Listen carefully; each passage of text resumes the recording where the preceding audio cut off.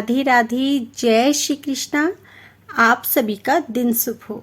भगवान श्री कृष्ण की कृपा आप सभी पर सदा सर्वदा बनी रहे। आज रसपान कीजिए अश्विन मास महात्म्य में अध्याय 2 का। इससे पहले का अध्याय चैनल पर अपलोड किया गया है। उम्मीद है कि आप सभी ने उस अध्याय को भी सुना होगा। अध्याय 1 में आप सभी ने सुना था प्रियव्रत चरित्र का वर्णन। अब आज आप सुनेंगे आग्नेध्र चरित्र का वर्णन।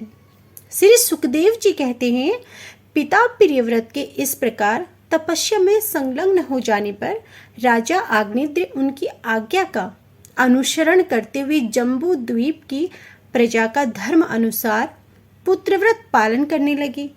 एक बार वे पितृलोक की कामना से सत्पुत्र प्राप्ति के लिए पूजा की सब सामग्री जुटाकर सुंदरियों के क्रीड़ा स्थल मंद्रांचल की एक घाटी में गए और तपस्या में तत्पर होकर एकाग्र चित्त से प्रजापतियों की पति श्री ब्रह्मा जी की आराधना करने लगे। आदि देव भगवान ब्रह्मा जी ने उनकी अभिलाषा जान ली, अतः अपनी सभा की गायिका पूर्वचिति नामक अप्सरा को उनके पास भेज दिया। आग्नि जी के आश्रम के पास एक अति रमणीय उपवन था। वह अप्सरा उसी में विचरने लगी। उस उपवन में तरह तरह के सघन तरुवरों की शाखाओं पर स्वर्ण लताएं फैली हुई थी। उन पर बैठे हुए मयूर आदि कई प्रकार के स्थलचारी पक्षियों जोड़े सुमधुर बोली बोल रहे थे। उनकी स्वरयुक्त ध्वनि सुनकर सचेत हुए जल कुकुट, कारवंड एवं कलहंस आदि जल पक्षी भांति भांति कूजने लगते थे।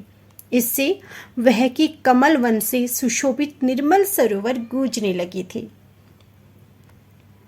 पूर्वचिति की विलासपूर्ण सुललित गतिविधि एवं पाद विन्यास की शैली से पद पद पर उसके चरण नुपुरों को झनकार हो उठती थी।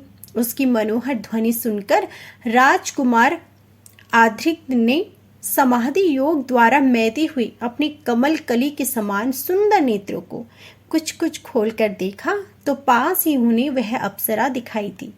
वह भ्रमणी के समान एक एक फूल के पास जाकर उन्हें सूंघती थी तथा देवता और मनुष्य के मन और नयनों को आह्लादित करने वाली अपनी विलासपूर्ण गति, क्रीड़ा चापल्य, ला एवं विनयुक्त चितवन, सुंदर वाणी तथा मनोहर अंगों से पुरुषों के हृदय में कामदेव के प्रवेश के लिए द्वार सा बना देती थी।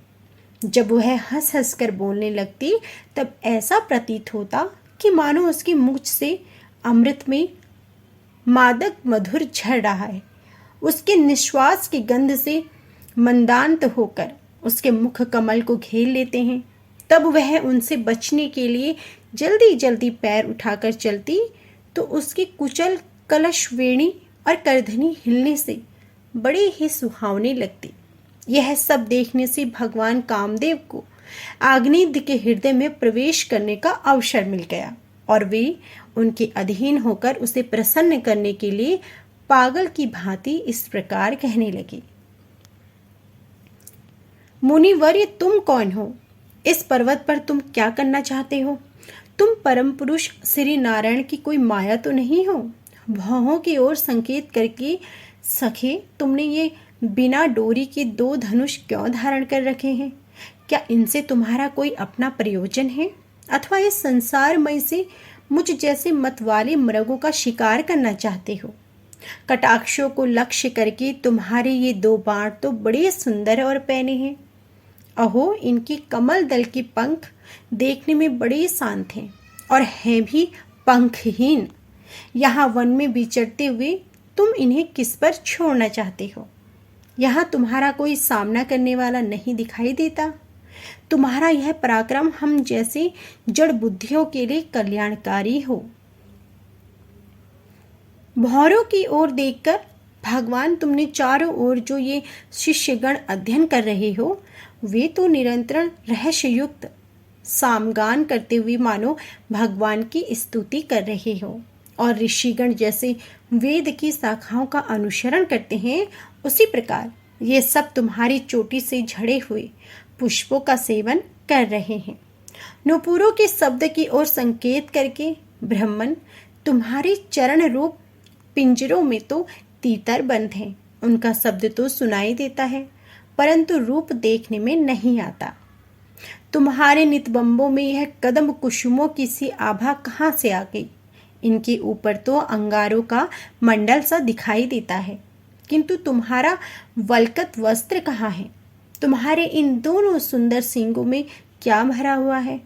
अवश्य है इनमें बड़े अमूल्य रत्न भरे होंगे, और इसी से तुम्हारा मध्य भाग इतना क्रश होने पर भी तुम इनका बोझ ढो रहे हो। यहाँ जाकर तो मेरी दृष्टि भी मानो अटक सी गई है। और सुभग, इन सींगों पर तुमने यह लाल लाल लेप सा क्या लगा रखा है? इसकी गंध से तो मेरा सारा आश्रम महक उठा है।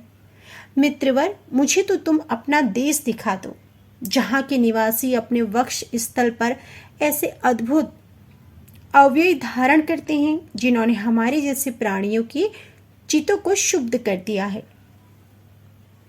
तथा मुख में विचित्र हाव भाव, सरस भाषण और अधर्मृत जैसी अनूठी वस्तुएं रखते हैं।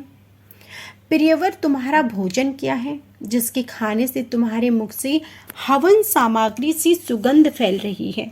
मालूम होता है तुम कोई विष्णु भगवान की कला ही हो, इसलिए तुम्हारे कानों में कभी पलक न मारने वाले मकर के आकार के 2 कुंडल, तुम्हारा मुख एक सुंदर सरोवर के समान है, उसमें तुम्हारे चंचल नेत्र भय से कांपती हुई 2 मछलियों के समान, दंत पंक्ति हंसों के समान और घुंघरालू अलकावली भौरों के समान शोभायमान है।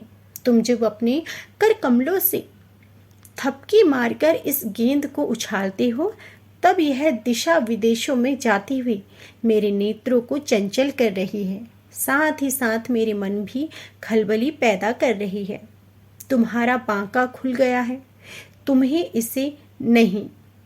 अरे, यह धूर्त वायु कैसा दुष्ट है, जो बार बार तुम्हारे नीवी वस्त्र को उड़ा देता है। तपोधन तपस्वियों के तप को भ्रष्ट करने वाला यह अनूप रूप तुम किस तप के प्रभाव से पाया है? मित्र, आओ कुछ दिन मेरे साथ रहकर तपस्या करो, अथवा कहीं विश्व विस्तार की इच्छा से। ब्रह्मा जी ने ही तो मुझ पर कृपा नहीं की है। सचमुच तुम ब्रह्मा जी की ही प्यारी देन हो। अब मैं तुम्हें नहीं छोड़ सकता। तुम में तो मेरे मन और नयन ऐसे उलझ गए हैं कि अन्यंत्र जाना ही नहीं चाहते। सुंदर सींगों वाली, तुम्हारा जहाँ मन हो मुझे भी वहीं ले चलो। मैं तो तुम्हारा अनुचर हूँ, और तुम्हारी यह मंगलमयी सखियां भी हमारे साथ ही रहे। श्री सुखदेव जी कहते हैं, राजा आनंद देवताओं के समान बुद्धिमान और स्त्री को प्रसन्न करने में तो बड़े कुशल थे। उन्होंने इसी प्रकार की रत्यार्थमयी मीठी मीठी बातों से उस अप्सरा को प्रसन्न कर लिया। वीर समाज में अग्रगण्य आग्नेय की बुद्धिशील रूप अवस्था, लक्ष्मी और उदारता से आकर्षित होकर वह उन जम्बू द्वीप पति के साथ कई हजारों वर्ष तक पृथ्वी और स्वर्ग के भोग भोगती रही।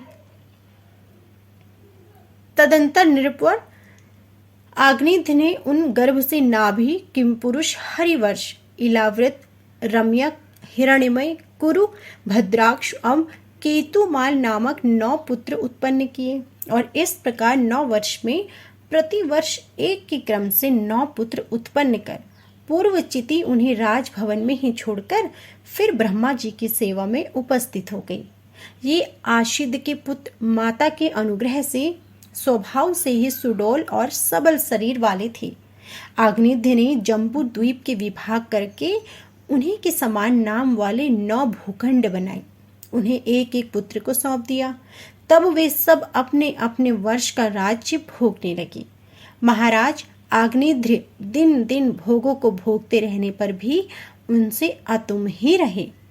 वे उस अप्सरा को ही परम पुरुषार्थ समझते थे, इसलिए उन्होंने वैदिक कर्म के द्वारा उसे लोक को प्राप्त किया, जहाँ पितृगण अपने सुकृतों के अनुसार तरह तरह के भोगों में मस्त रहते हैं। पिता के परलोक सिधारने पर नाभि आदि 9 भाइयों ने मेरु की मेरु देवी प्रतिरूपा, उग्र दृष्टि लता, रम्या, श्यामा, नारी भद्रा, देववीति नाम की 9 कन्याओं से विवाह किया। तो यह थी हमारी आज की संपूर्ण कथा। इससे आगे की कथा आप हमारी अगली वीडियो में ज़रूर सुनिएगा। आज की कथा पसंद आई हो तो प्लीज़ वीडियो को लाइक ज़रूर कीजिएगा और थोड़ा सा समय निकालकर अश्विन मास महात्म्य में श्रीमद् भागवत महापुराण की कथा ज़रूर सुनें।